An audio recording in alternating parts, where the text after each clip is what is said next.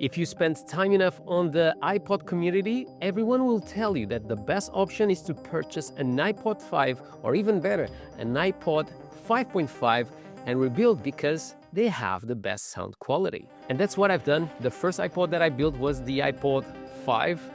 And after multiple mistakes and also spending a lot of money in different parts, I have to say to you that everyone is purchasing the wrong iPod Classic. Hi everyone, Marcus here from madpack, and if you love tech and if you love discounts, this is the place for you. So before I start seeing very angry comments on the section below, I just want to show you a bit of the history of this project, because this was quite a long project. I started last year in 2025, and I never done any soldering in small electronics. My experience is with the electric unicycles, and I built all the generations, at least the latest 3. So the 5 that is in here was the first one that I managed to build and close properly, because the first gen was a 7, but when I closed, I dented the battery and I lost everything. So it was not the best option, to be completely honest. And I was so scared, because this is my beloved 7, the one that I have since 2007.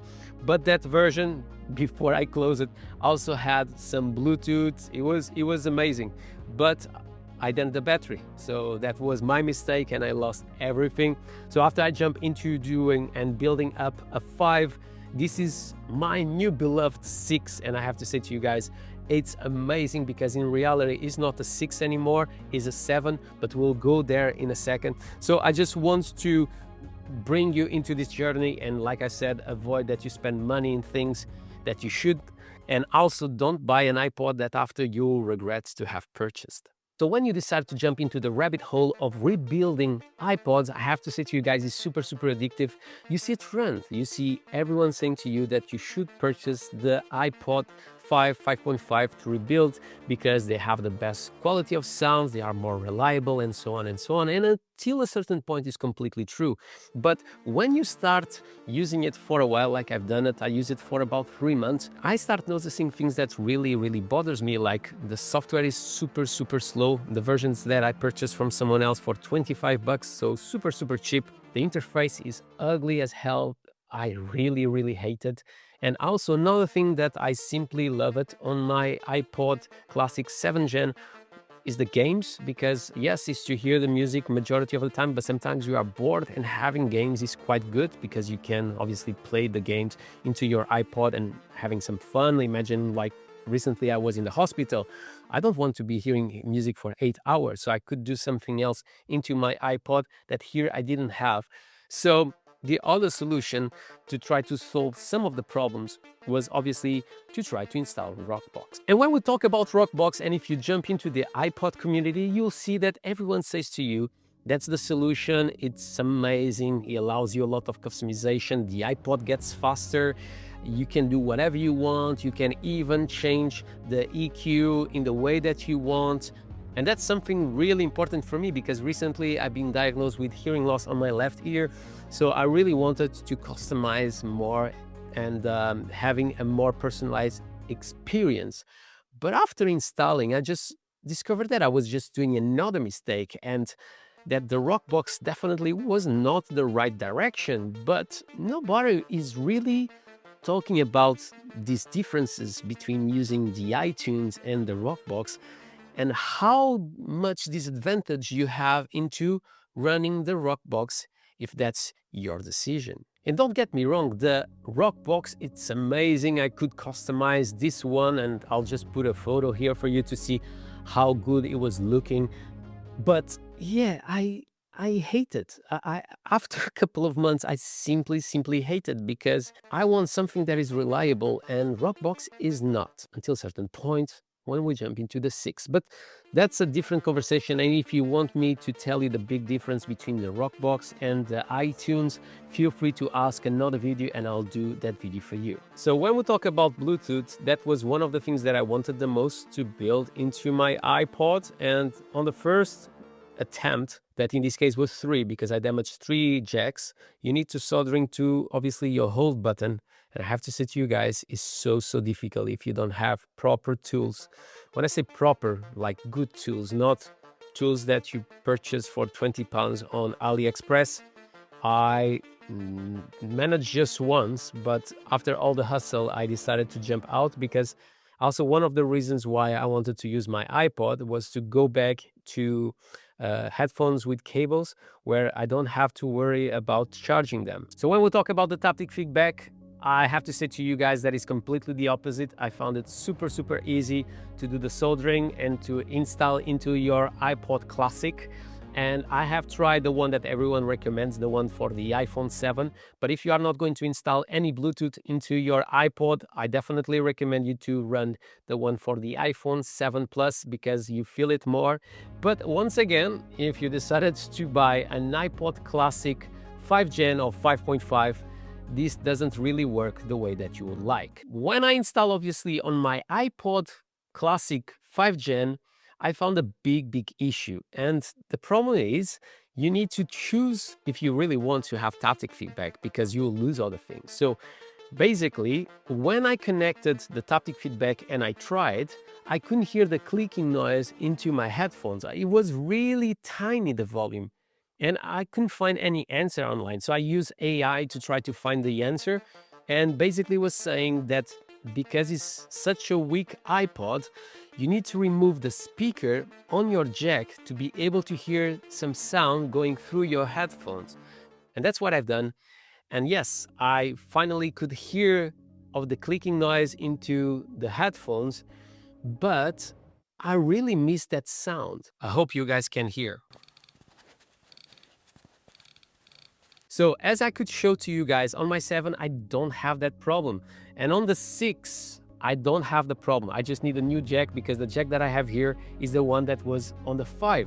So I hear quite well into my headphones, but at the minute you don't hear it besides the vibration that it comes through because there is no speaker on the inside. So in other words, if you decided to go with the 7 or the 6, you don't encounter this problem because their memory, it's enough to allow you to have the speaker working, the taptic feedback on the inside, and the sound going through your headphones. But recently I started noticing a big trend. And if you think about it, everyone is saying to you to purchase the iPod 5 or 5.5. So their price is a bit too steep. And like I said, I didn't like it, the software, I didn't like it, the look, I didn't like it, how slow it is.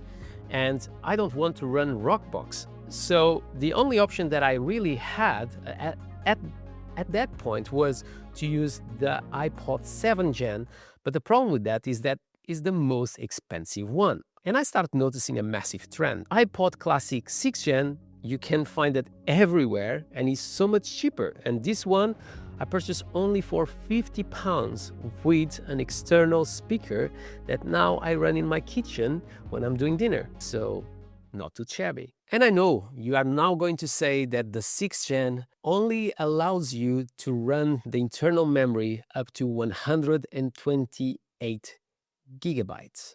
The good news is that my 6th Gen is running with 1 terabyte. So it's a 6, but with the software 2.0.4, that is the latest software of the iPod Classic 7 Gen.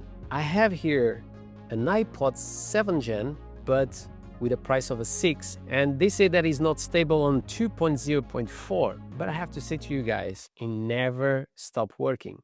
And I have to say that in certain moments, it even feels faster than my 7 Gen. But let's talk about another big elephant, that is the sound quality. Everyone will tell you that the 5 have better sound quality than the 6 and the 7.